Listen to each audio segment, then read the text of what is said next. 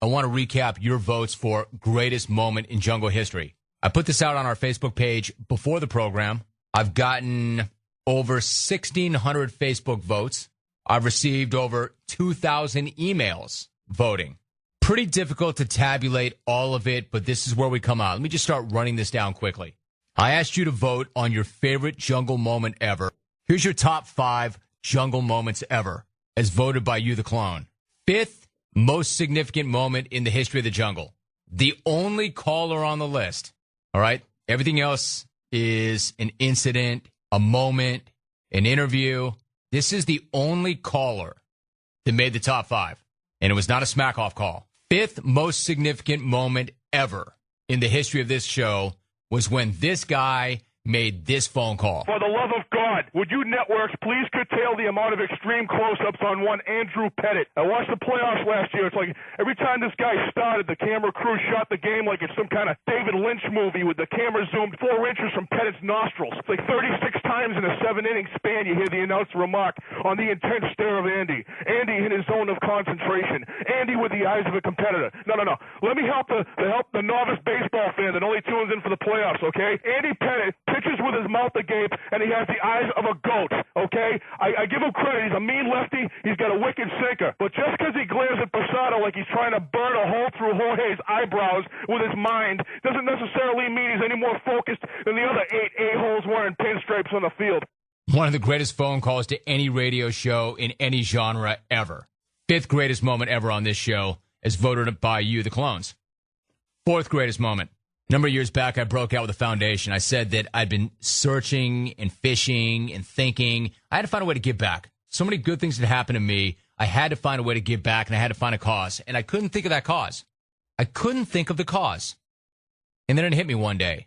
Our kids, our nation's youth, underprivileged kids, kids from troubled backgrounds, kids from single-parent households, kids that needed help, that needed assistance, that needed direction, that needed focus.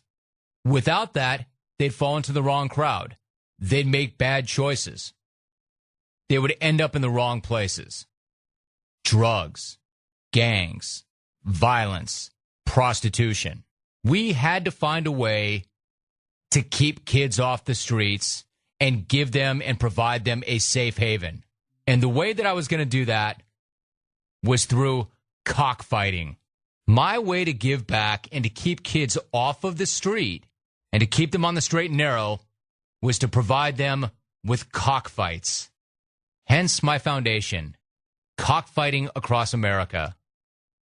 COUGH, the Cockfighting Across America Foundation, with branches in every major city in this country. Kids could go see roosters fight to the death. It keeps kids off the streets. It gives them something to do. And they get to see roosters peck each other to death and gamble on it. Cockfighting Across America. Please help. Save a child. Kill a rooster. So that was my foundation. I did this whole rant one day on that. That, in turn, produced this telephone call. I haven't been listening all that long, but I can't believe you're talking about this cockfighting stuff. You know, they fight to the death. They don't just fight. Right. And don't you think that's disgusting for kids to see? No, not at all. What's your point? Ridiculous, I think. Ridiculous? You're calling Ridiculous. You're calling me wanting to give something back to the community ridiculous. How is trying to help kids ridiculous? Let me ask you that. You shouldn't even be allowed to talk about that. How is kids watching fighting to the death? You're crazy, man. Tony, I'm not crazy, by the way. What I'm asking you is, how is helping kids ridiculous? If that's ridiculous, then yeah, I'm ridiculous. That's not helping kids. It's hurting them, Rome. And he shouldn't be talking about it on the radio, man. So good. We always have that one soundbite, that one drop. It's not helping them. You're hurting them. And you shouldn't be talking about it on the radio, man. Yeah, I mean, I guess if you didn't know me and didn't know the show and you really thought that I was serious, you would be offended. I guess, Tony. But even if you don't know me and you don't know the show, who in their right mind would ever suggest that the way to keep kids off the street is to take them to cockfights? I don't think you need to know me or know the show to know that somebody's just making a joke. How could you take that seriously? That goes back to the guy where I said once on the air, It's every father's dream that their daughter end up a porn star. Bill in Syracuse. I also had to defend that stand to him. What I'm saying is, I try to come up with the most ridiculous notion ever. Ever. And I mean ever. I can say that. I can try and come up with something even more absurd than A, cough, or B, it's every father's dream that their daughter end up in pornography. I don't know that there is anything more absurd than that. But if you can think of it and come up with it, if I were to say it on the air, there's at least one person that would take offense to it and try and argue with me and think that I meant it. It doesn't matter how absurd it is. I could come up with the most absurd notion ever, and nothing's coming to mind right now worse than those two things. Somebody would argue. There'd be a Bill in Syracuse or a Tony in Cleveland who would call me up and say, hey, Rome, that's out of line. You should be fired. How can you say that? You don't mean that. Oh, yes, I do. Every father I know wants their daughter to end up in pornography. I mean that, Tony. Or check that, Bill. Tony's cough. Hey, man, you shouldn't be talking about that on the radio. I'm just trying to help kids here, Tony.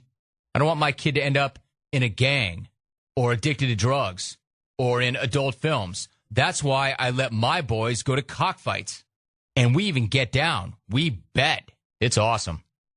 All right, that's number 4 moment, as voted on by you, the clones. Third greatest moment in the history of this show was the famous interview from way back in the day with Mark Grace on Slump Busting. I love the naked pictures of the 250-pound babes. It's so cool. I put them all over the locker room, and I'd say, hey, guys, here's some more fan mail, and they're so jealous. They're like, Gracie, no wonder you hit so good. You're hammering slump busters every single day. It's beautiful. Oh, man. Gracie, explain what a slump buster is. A slump buster is if a team's in a slump, or if you personally are in a slump, you got to find the fattest, gnarliest, grossest chick, and you just got to lay the wood to her. And when you do that, you're just going to have instant success. And it's also can be called jumping on a grenade for the boys. There's a reason why he no longer does this show, and I no longer play that cut. That's it, I think. Like I said, place and time. That was actually okay to say back in the day. I already wonder how much trouble I'm in right now for playing that. There's a reason why he no longer does this show, and I no longer play that cut, and that's it. I mean, I love Mark Grace. He's welcome to come on. He just doesn't for some reason. That's number 3, as voted on by you, the clones. Second greatest moment in the history of this show, also an interview. An incredible moment.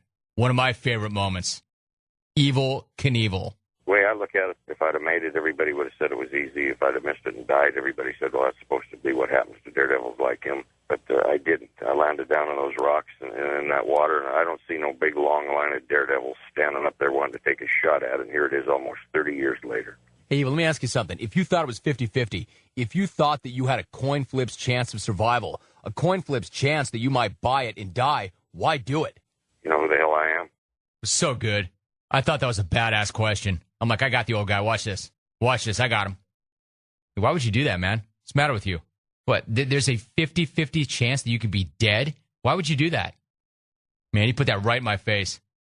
You know who the hell I am? Yes, sir. Bad question. Great answer. Thought it was a great question. That was an awesome moment.